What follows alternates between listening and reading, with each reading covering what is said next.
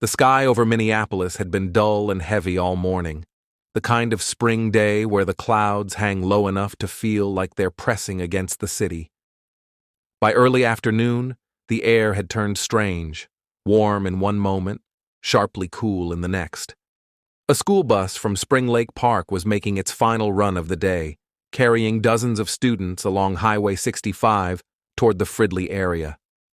Inside, backpacks slid across the vinyl seats as the bus rattled over expansion joints, and the kids talked over one another about homework, weekend plans, and the growing thunderheads that were turning the daylight into a dim gray wash.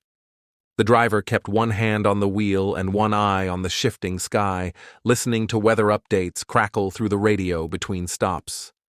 Forecasters had warned about isolated storms, but nothing suggested what was about to hit the bus's path. Shortly before 3 o'clock, the wind picked up enough to push grit across the highway.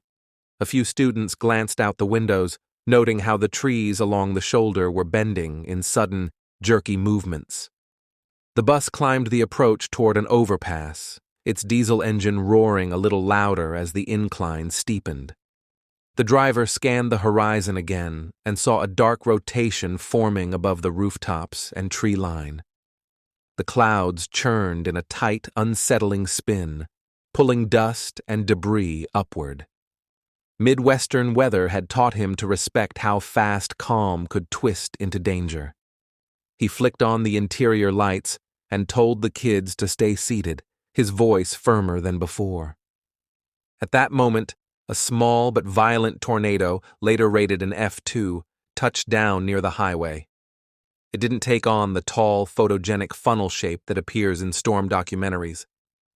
This one was compact, wrapped in rain and dirt, nearly invisible until it was already crossing the pavement. Drivers on the road ahead felt their vehicles jerk sideways, tires scraping the painted lines. A few slammed their brakes, stunned by the blast of wind. The school bus had just reached the top of the overpass when the tornado struck with full force. The first gust hit the side of the bus like a hammer. The vehicle lurched toward the guardrail, tires squealing against the pavement as the driver fought to counter-steer. Students screamed and grabbed onto seatbacks.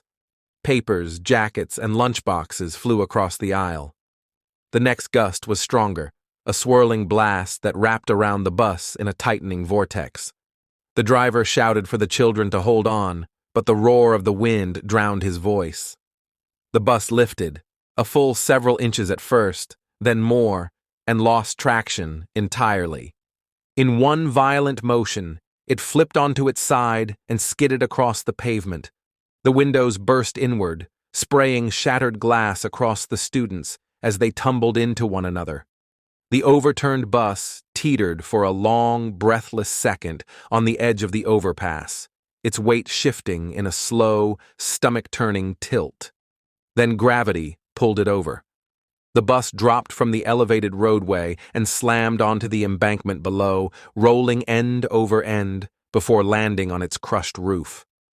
Seats tore loose. The steel frame twisted. The emergency exit buckled under the impact. The tornado moved on almost as quickly as it had arrived, leaving behind a shockingly narrow path of destruction. Dust settled over the embankment as the sound of the wind faded into distant thunder. For a moment, there was no movement at all, only the ticking of hot metal cooling in the rain and the hiss of broken airlines. Then the cries began. Children, injured and terrified, called out from inside the bus, their voices echoing against the concrete supports of the bridge. Motorists who had stopped on the highway peered over the guardrail, stunned at the sight of the mangled yellow frame lying below. Several scrambled down the embankment despite the slick mud and scattered debris.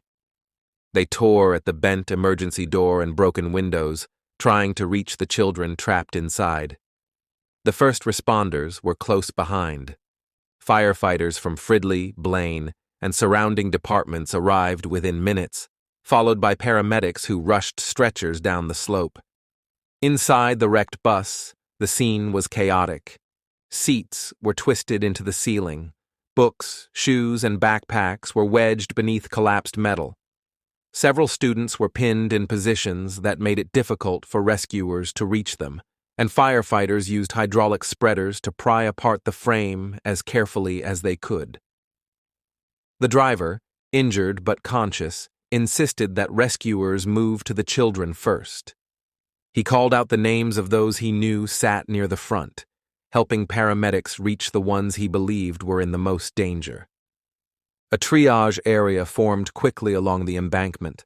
Some children sat wrapped in blankets, dazed and shaking, their faces streaked with dirt. Others cried for their parents or held onto friends with scraped hands. Several were in critical condition. Hospitals across the Twin Cities prepared for incoming trauma cases, and rescue units coordinated transportation as the weather continued to shift between rain and bursts of wind. Parents began to flood the perimeter of the scene, some trying to break past officers to reach their children. Despite the rapid response, several students did not survive. The combination of the rollover, the fall from the overpass, and the crushing force of the impact caused catastrophic injuries.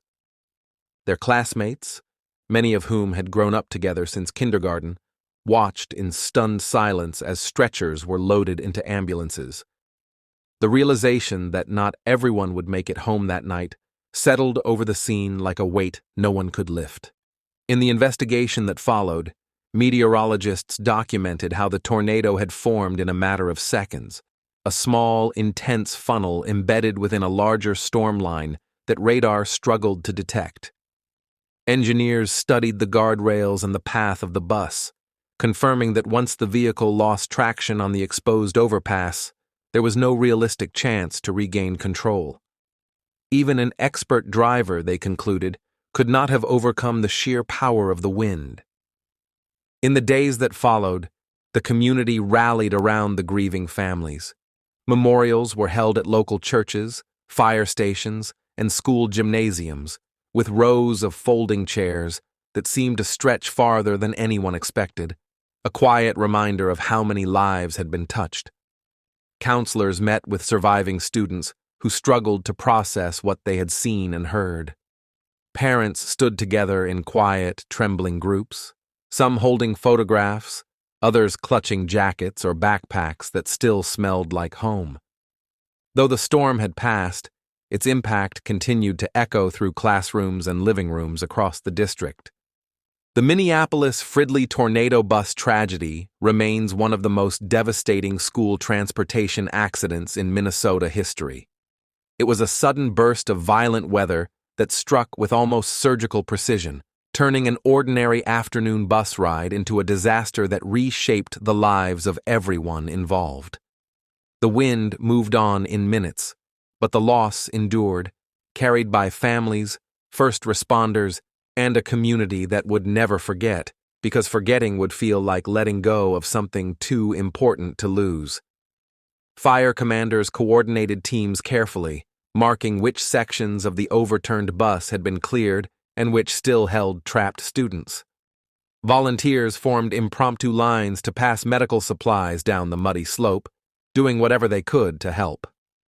Thank you for listening to Road to Ruins. Subscribe for more true stories where systems fail and people pay the price.